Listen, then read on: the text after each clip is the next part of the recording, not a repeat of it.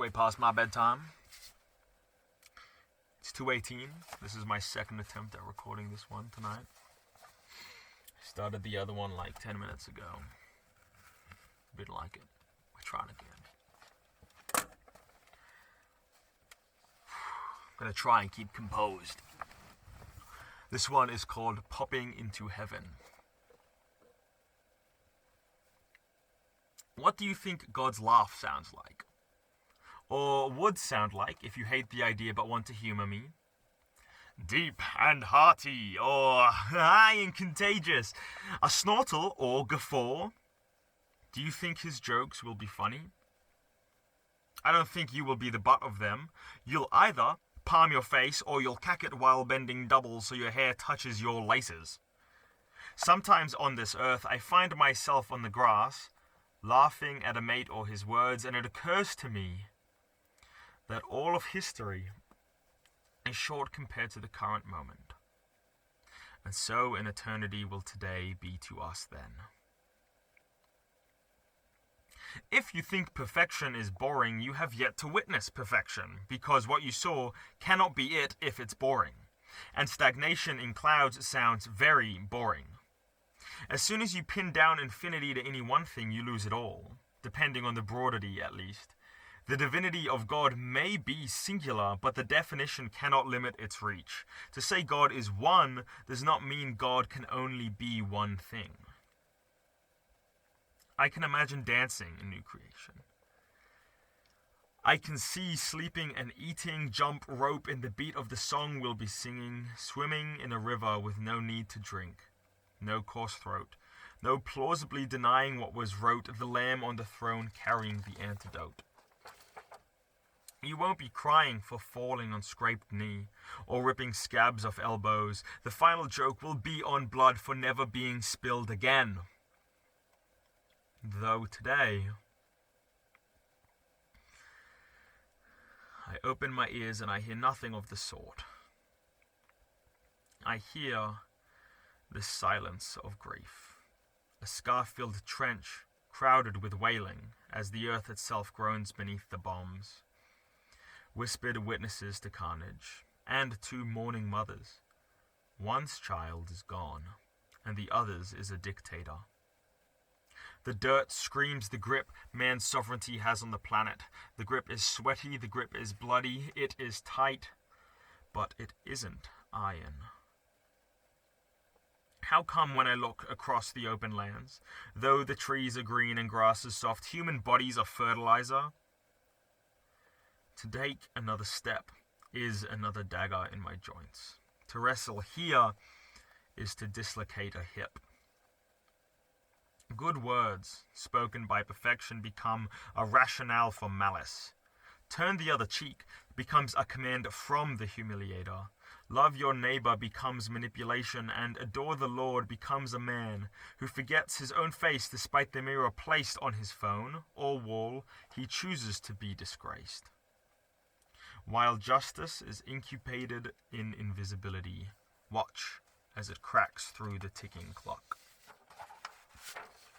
If the world is, then I am too. I'm thirsty. I'm hungry. I'm naked.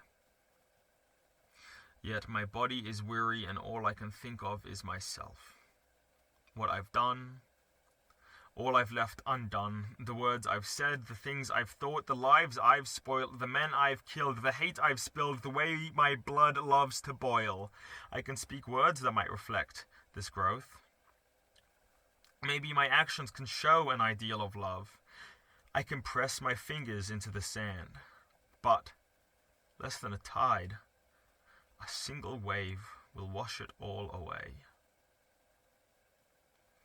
Even though these are footprints in concrete, it will crack. The chemicals of the city will drain in the cracks. The wheels of the cars are like sharpened flint, and the engines of the planes are like a whirlwind. They roar like a lion and carry themselves off into the sea. Woe to this world, as the sun is covered by its own fleshy clouds. The gaze of the flesh cries down through to my bone, and I cry, "How long, my lord?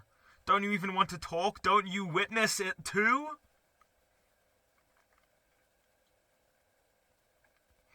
The silence in my ears is not the same as the noise in my head. There is a compel, not an emptiness.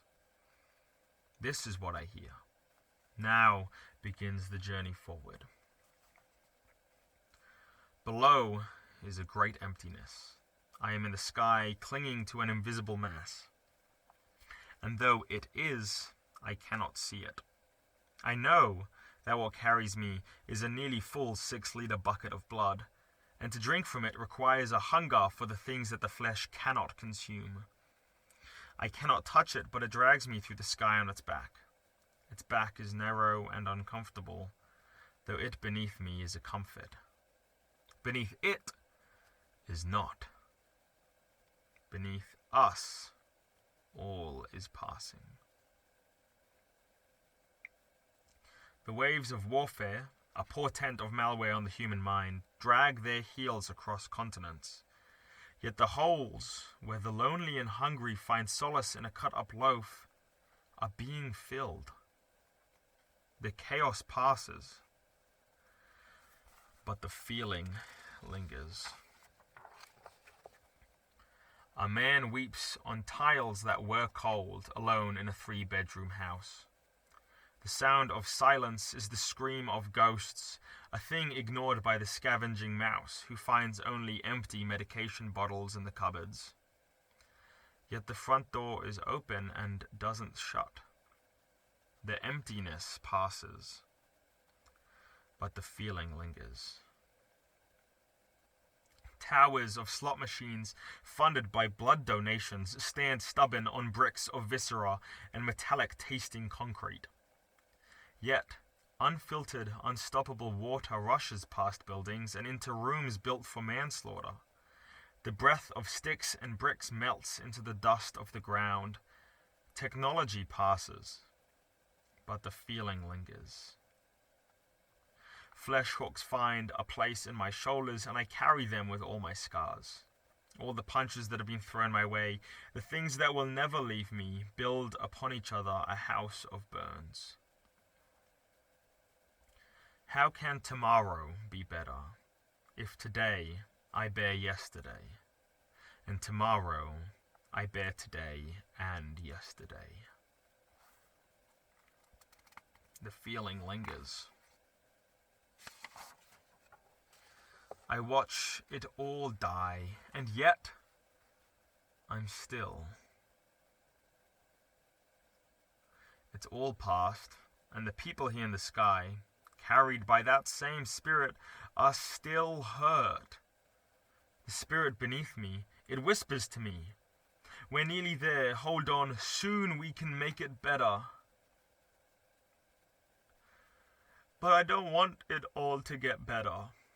I want to go, and I want to be done now. Beneath again is the stars. The first and second heavens we can see from Earth, the blue and the beyond.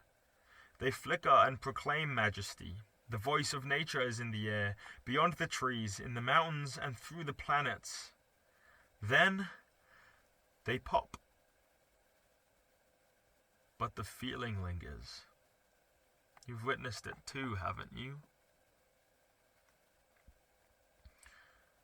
The crowds of carried people leave, though I don't see them go. I'm alone again, and I can't hold myself up. It's me and this mass beneath me. At my core I am broken, but this piggyback upon an invisibly doesn't end. I let go, but it clings to me. I mustn't pry it off me or I'll fall. I mustn't rip myself free. I can't see a light, but its warmth is on my skin. It's all darkness, but the warmth is underneath my eyelids. It's then, I believe, only when I close my eyes, when I give up, when I let go, when I refuse to expect, that the spirit holding on to me will take us wherever we need to go. And then I am walking. I am in a tunnel. I know this because I can feel the walls around me. There is no light. My eyes are open and there is no light. There is no end of the tunnel and there is no light. All that there is the silence of those who weren't told. This place doesn't end. It's all still here when I get there, and we do get there. I think my back will be broken, but then it'll be okay. My legs will be broken, and then they'll be okay. I don't think I'll have the energy to get up when we get to new creation. Can you imagine appearing before the throne of God? Do you think he will wait on his throne for us to make our way to him on hands and feet, singing praises as we lift him up with the words of our mouth? Or will he throw off anything and everything and sprint at us with his arms spread out wide? My child, how I have waited to hold you. I can only imagine myself collapsing, because my back hurts, and my lungs hurt, and my heart hurts, and my head hurts, and my eyes are hurting. What's wrong? He'd ask, wiping something from my eyes. And as I look around at the old order of things passing away, I'd see all is becoming well. His body against my shaking one will say, "It's okay, what's wrong?" I wouldn't stop myself from speaking. There's been a strength in me for so long, and I'm tired. He'd laugh. It'd be a loving father's laugh. He'd say, ever so softly, "I love you, good and faithful servant." And then, when I realize he doesn't ever need to let go, the feeling passes too. All of history is short compared to that coming moment, and so in eternity will today be to us then. He tells me, for every cup of chaos, emptiness, or death, there is a sea that will die in eternity. There and there alone will you find perfection. Not fields of dreamless solitude, but mountains of my creative company.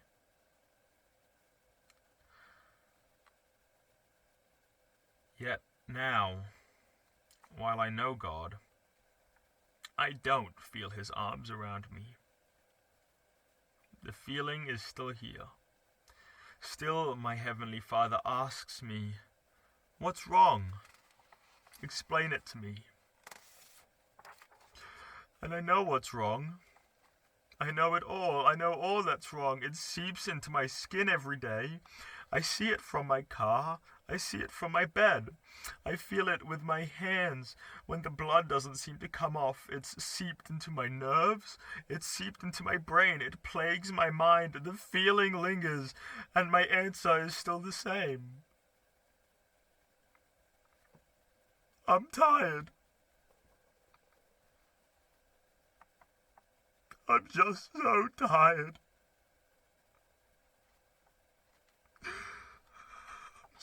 Tired. I'm sorry. It's just that I'm tired. I want to be in your arms and never let go. I want to go. I'm so tired. What good things do I have left to enjoy, and why do they pale in comparison to heaven? Oh Lord, I'm so tired.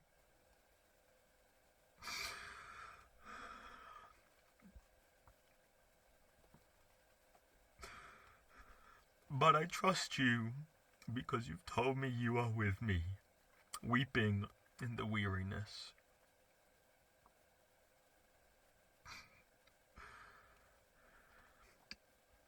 New creation will be perfect. not stagnation. It won't be a delusion. It won't be forced. It will be.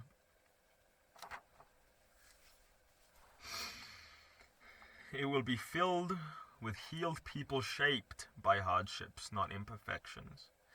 Every type of person will be there. There will be perfect unity, but we will not be identical, though there will be one identity. A people who are seen, known, and loved.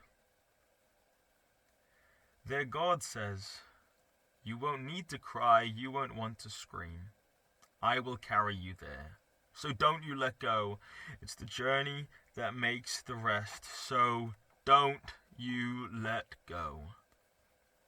There you can rest." Maybe there I can rest. Maybe there we can rest. Can you imagine what that'll be like?